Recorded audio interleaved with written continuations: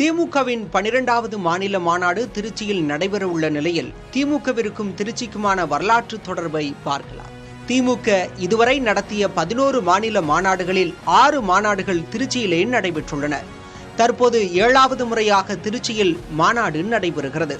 1956 திருச்சியில் நடைபெற்ற 2வது மாநில மாநாட்டில்தான் தேர்தலில் போட்டியிடுவது குறித்த வரலாற்று சிறப்புமிக்க முடிவை தொண்டர்களின் வாக்கெடுப்பு மூலம் அண்ணா அறிவித்தார். 1990, 1996, 2006, 2014 மற்றும் 2021 ஆகிய ஆண்டுகளில் திருச்சியில் நடைபெற்ற மாநாடுகள் திமுகவின் அரசியல் பாதையில் பெரும் மாற்றங்களையும் பலமுறை ஆட்சி மாற்றங்களையும் ஏற்படுத்தியுள்ளன. இதற்கு முக்கிய காரணம் முன்னாள் முதல்வர் கருணாநிதியின் கள்ளக்குடி ரயில் மறிப்பு போராட்டம் முதல் பல முக்கிய போராட்டங்களுக்கு திருச்சிதான் அடித்தளமாக அமைந்தது. தமிழகத்தின் மையப்பகுதியாக இருப்பதுடன் அனைத்து மாவட்டங்களிலிருந்தும் எளிதில் வந்தடையக்கூடிய போக்குவரத்து வசதி இருப்பதும் திருச்சியில் மாநாடு நடத்துவதற்கான காரணமாக உள்ளது.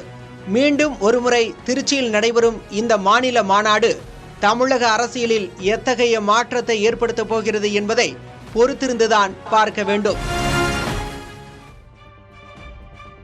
திருச்சி திமுக மாநாட்டுக்கு செல்வோருக்காக தஞ்சையில் பிரியாணி சமைக்கும் பணி நடைபெற்று வருகிறது. திமுக மாநாட்டுக்கு தஞ்சை மத்திய மாவட்டத்தின் சார்பில் தஞ்சை, திருவையாறு, ஒரத்தநாடு சட்டமன்ற தொகுதிகளில் இருந்து சுமார் 15,000 பேர் செல்கின்றனர். பேருந்தில் செல்லும் போது அவர்களுக்கு கொடுக்க பிரியாணி சமைக்கும் பணி தீவிரமாக நடைபெற்று வருகிறது. பிரியாணி மற்றும் சிக்கன் 65 சமைத்து கண்டெய்னர்களில் அடைக்கும் பணி நடைபெற்று வருகிறது.